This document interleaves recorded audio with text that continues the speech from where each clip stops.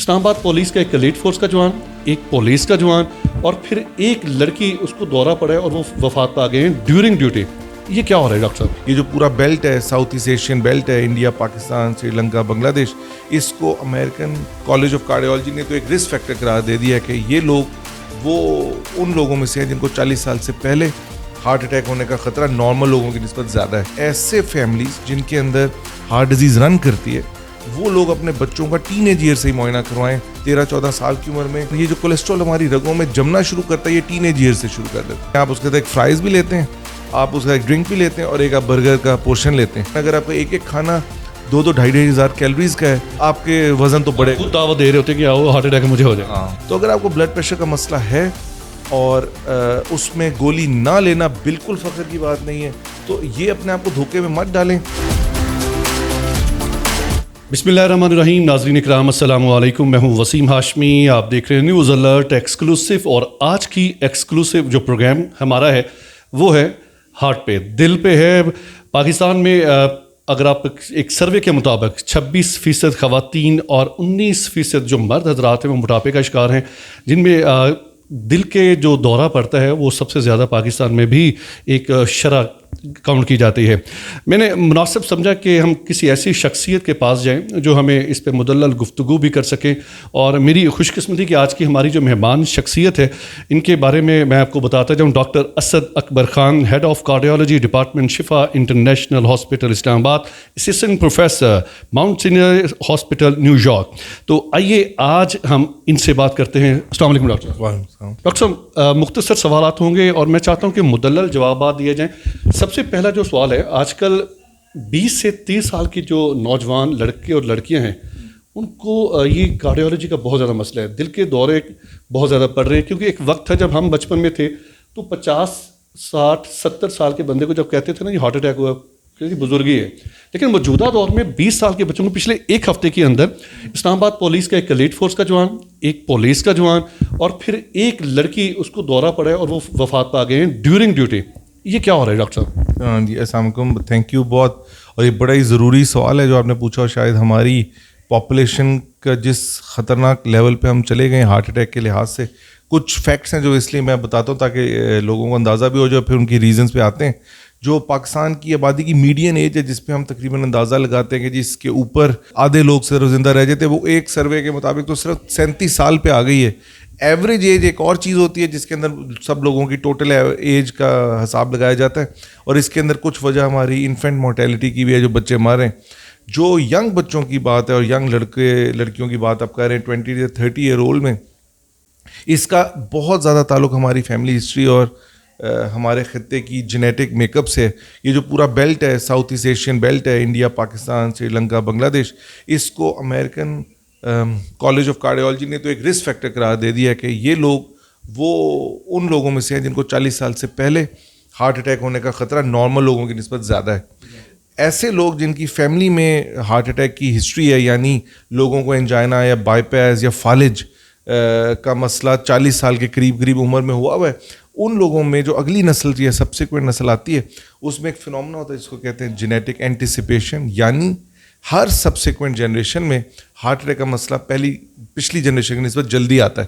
اور اب جس طرح آپ نے بات کیا کہ 50 ایئر اولڈ آپ دیکھتے تھے جب ہم بچپن میں بڑے ہو رہے تھے کہ 50 ایئر اولڈ، تو اب وہ نہیں کہ جو سیکنڈ جنریشن آ گئی ہے ان کو 30s اور 40 ایئرز میں ہو رہا ہے. اس کے لیے کرنا کیا ضروری ہے کہ ایک تو اویئرنیس بہت ضروری ہے کہ ایسے فیملیز جن کے اندر ہارٹ ڈیزیز رن کرتی ہے وہ لوگ اپنے بچوں کا ٹین ایج ایئر سے ہی معائنہ کروائیں. 13-14 سال کی عمر میں اگر آپ صرف ان کا کولیسٹرول کا ٹیسٹ چیک کروا لیں، جو WHO کے پاکستان کے فگرز ہیں اس میں 39% جو پاکستان میں ڈیتھ ہو رہی ہے وہ ہارٹ اٹیکس اور ان وجہ سے جو آپ نے بھی پہلے بتایا. ان 39% میں سے آلموسٹ آدھے لوگ ایسے ہیں جن کے اندر ہارٹ اٹیک کی وجہ صرف ایک ہے اور وہ ہے کولیسٹرول. تو اگر اور یہ جو کولیسٹرول ہماری رگوں میں جمنا شروع کرتا ہے یہ ٹین ایج ایئر سے شروع کر دیتا ہے، یعنی کہ ابتدائی عمر میں 10 سے 12 سال کی بھی. وہاں پہ اگر آپ چیک کروا لیں اور اگر آپ کے بچے کی کولیسٹرول زیادہ ہے، ایک پراپر کارڈیالوجسٹ کو دکھائیں، وہ دیکھیں گے کہ کیا کولیسٹرول اتنی ہے کہ وہ ڈائٹ اور ایکسرسائز سے نیچے آ سکتی ہے، یا اگر وہ ایک سرٹن لیول سے زیادہ ہے تو ان کو ارلی سٹیج پہ آپ ٹیبلٹ شروع کروا دیں کولیسٹرول کی، تو 50% چانسز ہیں. یعنی ہر دوسرا بندہ جس کے چانسز تھے کہ اس کو ہارٹ اٹیک ہو سکتا ہے 40 سال کی عمر میں اس کو آپ بچا سکتے ہیں. ڈاکٹر صاحب اس میں علامات آپ نے تو بڑا ایک گہرائی ارتقائی نظر سے بھی بتا دیا. یہ جو علامات ہوتی ہیں دل کے دورے کی, ابھی دیکھیں میں پہلے عرض کر چکا ہوں, ایک ہمارا جوان جو ڈیوٹی دے رہا تھا, ہٹا کٹا تھا ماشاء اللہ, قد بھی 6 فٹ 2 انچ, اور لیکن اچانک سے اس کو ہارٹ اٹیک ہوتا ہے. یہ علامات کچھ چیز کی ظاہر ہو سکتی ہیں؟ ہاں, تو ایک تو جو چیز ہیلپ کر سکتی ہے علامات ظاہر کرنے میں وہ ایکسرسائز ہے. اگر آپ کو شوگر کا مسئلہ نہیں ہے 10 سال سے پرانا, تو پھر تو آپ کو علامات ڈیورنگ ایکسرسائز پہلے عموماً آ جاتی ہیں, لیکن کچھ پرسنٹیج ضرور ایسی ہوتی ہے جیسے آپ کہہ رہے ہیں ینگ لوگوں میں, اور ان کی وجہ کیا ہوتی ہے, انہیں بڑی ایک بیسک وجہ ہے کہ جو ہارٹ اٹیک کے یعنی جو انجائنا ہے جس کو آپ علامات کہہ رہے ہیں, جس میں چلنے پہ یا تیز چلنے میں سینے کا درد ہونا, کندھے میں جانا, جبڑوں میں جانا, سانس چڑھنا, یہ انجائنا کی علامات ہیں. یہ تب آتی ہیں جب کوئی ایک بڑی رگ کم از کم 70% سے زیادہ بلاک ہو. ہارٹ اٹیک تب ہوتا ہے جب وہ 99% پہ آ جائے. تو 70% اگر ایک بندہ ریگولر ایکسرسائز کرتا ہے, ورزش کرتا ہے, تو اس کو عموماً علامات آ جانی چاہیے. لیکن اب جو ہم بات کرتے ہیں جو آپ کے بالکل ینگ پولیس والے لوگ ہیں جن کی ڈیتھس ہوئی ہیں, ان میں کیا ہوتا ہے کہ یہ اگر ایک کسی کی انسان کی خون کی رگ میں 30, 40, 50% بیماری ہے اور وہ اویئر نہیں ہے اور اس کے لیے پراپر دوائیاں نہیں لیتا, اگین جس میں سب سے top of the line cholesterol کی دوائیاں ہیں, کہ اگر آپ 30, 40, 50% بیماری میں وہ کھانا شروع کر دیں تو آپ کا ہارٹ اٹیک کا رسک آلموسٹ آدھا رہ جاتا ہے. لیکن اگر آپ نہیں لے رہے اور آپ کی رگ میں صرف 30-40% بیماری ہے جو کہ آپ فل ایکسرسائز بھی کرتے ہیں اور اس پہ بھی آپ کو سمٹم نہیں دیتی ہے, اس کیس کے اندر ہوتا کیا کہ جس میں کوئی بھی ایکیوٹ سٹریس آئے, جس میں مینٹل سٹریس ہے یا فزیکل سٹریس ہے, جس میں ایک بہت تیز دوڑنا شامل ہے, فزیکل ایکٹیویٹی شامل ہے, ڈی ہائیڈریشن شامل ہے, اور بہت کامن فلو کی انفیکشن شامل ہے. اس قسم کی اگر آپ کو انفیکشن ہوتی ہے اور آپ کی رگ میں صرف 30-40% بیماری تھی, یعنی آپ کو کوئی علامات بھی نہیں تھی, تو اس کے اندر چانسز ہوتے ہیں کہ جو پلیک ہے وہ پھٹ جائے اور اس میں ہارٹ اٹیک ہو جائے. ڈاکٹر صاحب ابھی جو میں سوال پوچھنے لگا ہوں, ہو سکتا ہے اس سوال کو سننے کے بعد کچھ ادارے مجھ سے ناراض ہو جائیں, وہ یہ ہے کہ فاسٹ فوڈ, آپ اپنے گھر سے باہر نکلتے ہیں تو آپ کو 10 دکانیں فاسٹ فوڈ کی نظر آئیں گی, دیسی کھانوں کی نظر آئیں گی, جس میں کولیسٹرول کا جس وقت آپ نے ذکر کیا, تو آئل جو استعمال کیا جاتا ہے وہ بھی انتھینٹک نہیں ہوتا, لوکل لیتے ہیں, لیکن وہی جب کڑھائی ہمارے تک پہنچتی ہے وہ 4 سے 5 ہزار میں ہمیں ملتی ہے, 500 روپے کلو یا 800 روپے کلو وہ گھی ہوتا ہے. تو یہ جو فاسٹ فوڈ ہوتا ہے, برگر, اسنیکس وغیرہ, یہ ہماری صحت پہ کتنا اثر انداز ہوتے ہیں خاص کر نوجوانوں میں؟ ہاں, بہت اچھا. اس کے 2 فیکٹرز ہیں. نمبر 1 جو آپ نے آئل کی بات کی ہے, تو یہ لوگوں کو میں بتانا چاہتا ہوں کہ پہلے ہمارا کانسیپٹ ہے کہ گھی نہیں کھانا ہے, جس طرح آپ نے بات کی ہے گھی آدھا ملا ہوتا ہے, گھی نہیں کھانا کیونکہ وہ رگوں میں جمتا ہے. اب آئل کی بھی ایک قسم ہے جو گھی سے بھی ورس ہے, اور وہ ہے پام آئل. اور یہ پام آئل ہی اسینشلی وہ آئل ہے جو انڈسٹری میں یوز ہوتا ہے. اس کی وجہ یہ کہ بار بار یہ ری ہیٹ ہو سکتا ہے, تو یہ جو فرائنگ کے لیے یوز ہوتی ہے چیز, وہ انڈسٹریل سیکٹر میں وہ میجورٹی میں پام آئل ہے, تو یہ گھی سے بھی زیادہ ٹاکسک ہے. تو ایک تو آپ کا آئل ہو گیا جو گھی سے بھی خراب ہے, جس میں جس قسم کی فیٹس ہیں وہ گھی سے زیادہ خراب ہیں دل کے لیے.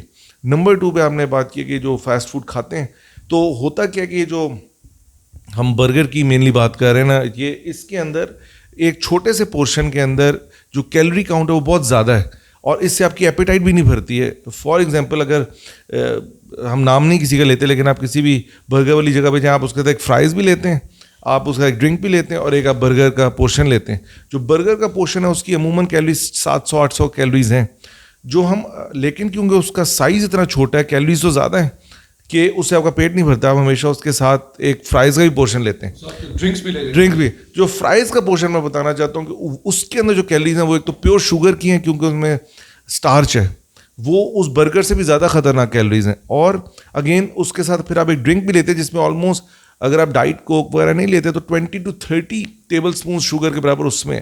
تو آپ بیسکلی وداؤٹ نوئنگ آپ 2500 یا 2000 کیلریز کا ایک میل لے لیتے ہیں اچانک, جس سے آپ یہ سوچیں کہ باڈی میں انسولین کی کتنی سرج آئے گی. جتنا اچانک انسولین اوپر جاتا ہے وہ فوراً ایکسٹرا شوگر کو اگر آپ ایکٹیویٹی نہیں کر رہے فیٹ بنا دیتا ہے.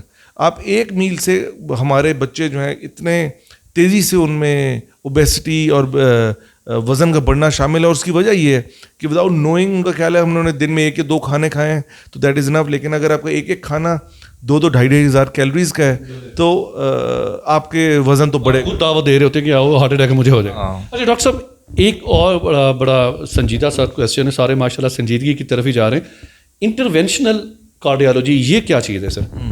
اچھا تو ایک کارڈیالوجی کا مطلب تو بیسیکلی اسینشلی وہ میڈیسن کی شاخ ہے جو دل کی بیماریوں سے ڈیل کرتی ہے.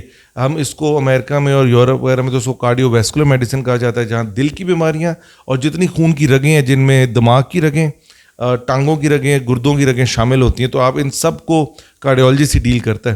انٹرونشن کارڈیالوجی کا اسینشلی مطلب یہ ہے کہ ایسی کارڈیالوجی کی آگے سے وہ شاخ ہے جس کے اندر اگر ان رگوں میں کسی جگہ پہ کوئی بلاکیج آتی ہے, بیماری آتی ہے, آپ اس کو اسٹینٹ وغیرہ ڈال کے فکس کر سکتے ہیں.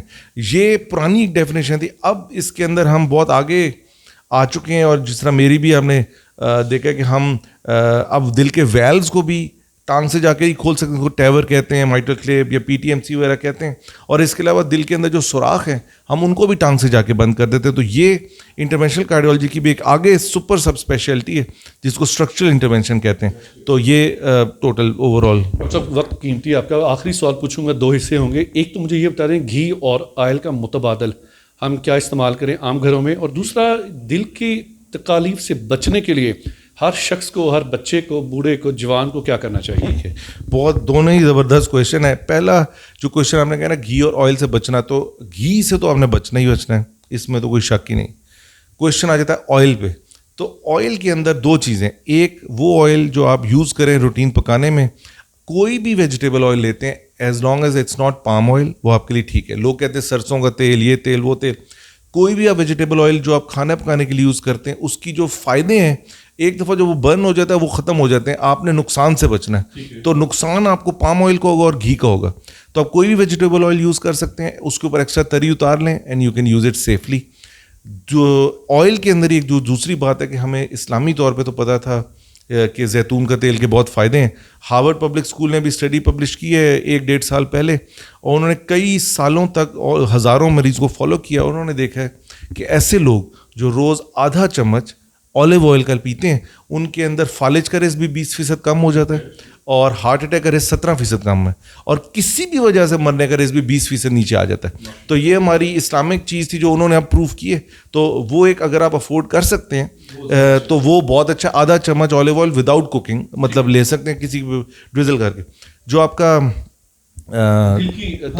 دل, ٹھیک ہے, تو جو دل کی بیماریوں سے ہم اگر پوری لسٹ دیں گے نا تو وہ لوگ بھول جاتے ہیں. جو 3-4 ٹاپ پہ وجہ ہے نا, ہمیں ان کو پتہ ہونا چاہیے. سب سے جو کامنسٹ وجہ ہے پاکستان انڈیا میں وہ فیملی ہسٹری ہے. اگر آپ کی فیملی میں دل کی بیماری رن کرتی ہے یا فالج ارلی ایج میں ہوتا ہے تو آپ اپنا ارلی چیک اپ کرائیں. اس کا کوئی متبادل نہیں ہے. آپ کا لپڈ پروفائل, آپ کا فاسٹنگ, کولیسٹرول لیول, چربی کا لیول اگر آپ پکڑ لیتے ہیں اچھے ٹائم پہ, سب سے افیکٹو چیز تو وہ ہے. نمبر 2 اور 3 پہ شوگر ہے اور آپ کی سگریٹ اسموکنگ ہے. اگر جو شوگر ہے وہ پاکستان میں ریمپنٹ ہے. اگر ایک انسان کو شوگر ہے تو اس کا 100% رسک بڑھ جاتا ہے ہارٹ اٹیک کا اپنی ہم عمر بندے سے, یعنی دگنا رسک ہو جاتا ہے. اور تیسرے نمبر پہ آپ کی اسموکنگ ہے. یہ اسموکنگ کیا کرتی ہے, یہ جو ہم نے پہلے بات کی, ینگ لوگوں میں اگر ان میں 30-40% بیماری ہے تو اس کی جو سطح کو میں اچانک دراڑ آ جائے, جسے اچانک ہارٹ اٹیک ہوتے ہیں, اس میں ایک بہت کی پلیئر ہے اسموکنگ بھی. اگر آپ یہ 3 چیزیں, اور پھر آخری چیز کہ ابھی WHO کی 2018 میں جو رپورٹ آئی ہے اس میں انہوں نے ہارٹ اٹیک کی پاکستان میں سب سے کامن وجہ بلڈ پریشر کو قرار دیا. تو اگر آپ کو بلڈ پریشر کا مسئلہ ہے اور اس میں گولی نہ لینا بالکل فخر کی بات نہیں ہے کہ جی میں گولی نہیں لیتا اور میں بالکل ٹھیک چلتا ہوں, بلکہ کچھ لوگ تو ایسے بھی جو کہتے ہیں میرے میں انرجی زیادہ ہے کیونکہ میرا بلڈ پریشر زیادہ ہے تو میرے میں اس سے بھی انرجی زیادہ ہے. تو یہ اپنے آپ کو دھوکے میں مت ڈالیں. آپ کو میں ایک فیکٹ دیتا ہوں, اس کے بعد وی کین وائنڈ اپ. اور وہ فیکٹ کیا ہے کہ اگر نارمل بلڈ پریشر کسی انسان کا 130/80 ہونا چاہیے, کسی انسان کا اگر بلڈ پریشر 132 بھی رہتا ہے تو اس کو عام انسان کی نسبت جس کا بلڈ پریشر 130 ہے صرف 2 ملی میٹر اوپر ہے تو آپ کو 7% آپ کا فالج کا رسک بڑھ جاتا ہے 1 سال کے اندر. تو آپ سوچیں جو لوگ 170-180 پہ بلڈ پریشر چل رہے ہیں ان میں کتنا رسک بڑھ جاتا ہے. تو یہ 3-4 چیزیں ان کو اب انشاءاللہ موڈیفائی کر لیں along with a healthy life style. Regular walk کریں 45 منٹ, جس طرح بات ہوئی کہ وہ آپ کو ایک وارننگ سائن دے دے گا جسے آپ پہلے ہی خدا نہ ہارٹ اٹیک سے پہلے اپنے آپ کو دکھوا سکتے ہیں, اور فاسٹ فوڈ وغیرہ کو تھوڑا اوائڈ کریں. ناظرین اکرام, پروگرام کے بارے میں اپنی رائے کا اظہار کیجیے گا کیونکہ وقت کم ہے, مقابلہ سخت ہے. پھر بھی انشاءاللہ ڈاکٹر صاحب سے ایک نشست رکھیں گے اور مزید کویسچن کریں گے جس سے آگہی زیادہ پھیلے. پروگرام کے بارے میں اپنی رائے کا اظہار لازمی کیجیے. دیجیے اجازت, اللہ حافظ.